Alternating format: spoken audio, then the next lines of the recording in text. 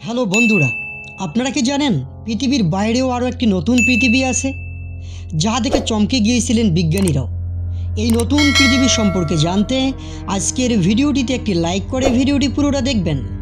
বন্ধুরা, চেনা ভূখণ্ডের মতোই এখানে রয়েছে ছোট ছোট পাহাড়, বয়ে চলেছে নদী, পাশে কোথাও আছে টইটুম্বুর দিঘি, কখনো বা আকাশভাঙ্গা বৃষ্টি এসে ভরিয়ে তুলছে সমুদ্র। যেন সত্যিই পৃথিবীর অজানা কোনো স্থান এটি। শুধু দিঘিতে জলের বদলে রয়েছে অন্য রাসায়নিক পদার্থ। জমিটি তৈরি হয়েছে বরফ দিয়ে, যার উপরিতলে তরল মিথেনের বাষ্প বয়ে চলেছে। বাতাসে মিশ্র গ্যাসের পরিবর্তে ভেসে চলেছে নাইট্রোজেন গ্যাস। সেই গ্যাসের প্রভাবে তৈরি হচ্ছে বালিয়াড়ি, ঠিক যেন মরুভূমির বালিয়াড়ির মতোই দেখতে, কিন্তু বালির বদলে তা তৈরি হয়েছে হাইড্রোকার্বন নির্মিত কণা থেকে। যেন মনে হবে কল্পবিজ্ঞানে বর্ণিত কোনো এক জগতের কথা বলেছে, যা দেখতে পৃথিবীর মতো হলেও পৃথিবীর থেকে তার বিস্তর পার্থক্য। তবে না, সেই জগৎ কল্পবিজ্ঞানের নয় বরং বাস্তবের।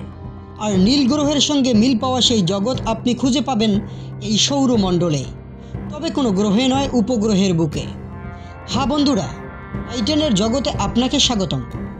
পৃথিবী থেকে 1427 কোটি কিলোমিটার দূরে দাঁড়িয়ে থাকা শনির একটি উপগ্রহ টাইটান। টাইটান ছাড়াও আরও 81টি উপগ্রহ রয়েছে, প্রদক্ষিণ করছে শনিকে অবিরত। শনি আর তার উপগ্রহরা যেন সৌরজগতের ভেতর আরও একটি সৌরজগৎ। স্ট্যানফোর্ড ইউনিভার্সিটির গবেষকরা পর্যবেক্ষণ করেছিলেন কীভাবে টাইটানের জমিতে বিভিন্ন ধরনের ভৌগোলিক গঠন গড়ে উঠেছে। সেখানে পাহাড়, সমতল কিংবা অন্যান্য জটিল ভূপ্রাকৃতিক গঠনের পেছনে কী গ্রহ প্রতিক্রিয়া লুকিয়ে রয়েছে, স্ট্যানফোর্ড ইউনিভার্সিটির সাম্প্রতিক এই গবেষণা থেকে তা জানা যাচ্ছে। টাইটানের জমিতে ছোট ছোট বালিয়াড়ি গড়ে উঠেছে গ্লোবাল স্যান্ড সাইকেল বা বিশ্বব্যাপী বালুচক্রের কারণে, এবং এই বালুচক্র ঋতুভিত্তিতে দেখা যায়। সাম্প্রতিককালে জিওফিজিক্যাল রিসার্চ লেটার নামক জার্নালে প্রকাশিত এই গবেষণা তুলে ধরেছে এই ঋতুভিত্তিক চক্র টাইটানের জমিতে কীভাবে বানিয়ে তুলেছে জটিল ভৌগোলিক গঠন। অন্যদিকে পৃথিবীর বুকে কিন্তু টিলা বা ছোট ছোট পাহাড় তৈরি হয় সিলিকেটেড পাথর দিয়ে, কিন্তু বাতাসের কার্যকলাপে সময়ের সঙ্গে সঙ্গে ক্ষুদ্র ক্ষুদ্র কণায় চূর্ণ হয় সেই পাথর। আবহবিকার বা ওয়েদারিংয়ের হাত থাকে তার পিছনে।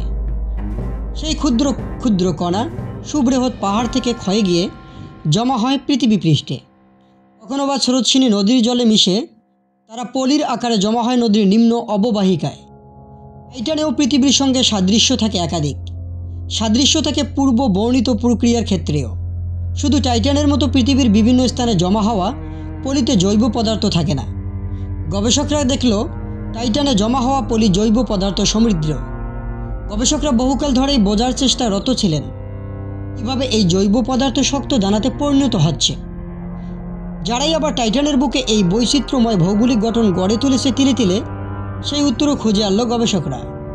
স্ট্যানফোর্ডের গবেষক ম্যাথু লাপোত্রে জানাচ্ছেন, ঋতুভিত্তিক বালুচক্রই টাইটানের বুকে এত বৈচিত্র্যময় ভৌগোলিক গঠনের পেছনে দায়ী, যে ভৌগোলিক গঠনের তুলনা টানা যায় আমাদের বাসগ্রহ পৃথিবীর সঙ্গেও। লাপোত্রে গেলেন বিষয়ের আরও গভীরে। জানালেন এই ভাসমান দানাগুলি পরস্পরের সঙ্গে ধাক্কা খায়, তখন আরও ক্ষয় হয় তাদের। আর এই ক্রমাগত সংঘাতের দানাগুলির আকার ক্রমশ কমতে থাকে। কিন্তু এতদিন তারা বুঝতে পারছিলেন না কীভাবে আবহমান কাল ধরে সেই দানাগুলির মোটের ওপর আকার একই থাকছে। সেই আকারের সামঞ্জস্য বজায় রাখার জন্য আর কোনো প্রক্রিয়া কাজ করছে। সেই উত্তর খুঁজে পাওয়া সম্ভব পৃথিবীর দিকে তাকালে। পৃথিবীর বুকে ওয়েটস বলে এক প্রকার গোলাকার ক্ষুদ্র কণা পাওয়া যায়, মূলত ক্রান্তীয় অঞ্চলে অনতিগভীর সমুদ্রে, ঠিক যেমনটা দেখা যায় বাহামাসে। সেই দানাগুলো জমা হয় তখনই যখন ক্যালসিয়াম কার্বনেট মাটির সঙ্গে সন্নিবিষ্ট জলের গা থাকে। এই দানাগুলোর গায়ে এসে যুক্ত হয়। সেই দানাগুলোর মধ্যে কোয়ার্টজ উপস্থিত। ঠিক এই ঘটনা গবেষকদের জানান দেয় কীভাবে টাইটানের বুকে টিলার মতো গঠন তৈরি হয়, অথচ সেই টিলাগুলো যেন উপাদান বা কণা দিয়ে তৈরি। তারা নিজেরাই কত হালকা। গবেষকদের প্রাথমিক উপাদান এই কণাগুলি পরস্পরের সঙ্গে জোটবদ্ধ হয়, আর তার প্রভাবেই পরস্পরকে ধরে থাকা এবং সঙ্গবদ্ধ হয়ে থাকার ক্ষমতা অর্জন করে। লাপোত্রের মতে এই সৌরজগতেই রয়েছে বিকল্প একটি পৃথিবী, কত আলাদা পৃথিবী আর টাইটান, তবু কোথাও গিয়ে তারা যেন এক। প্রিয় বন্ধুরা, অবশ্যই চ্যানেলটি সাবস্ক্রাইব করবেন নতুন আপডেট পাওয়ার জন্য। সকলেই ভালো থাকবেন, ধন্যবাদ।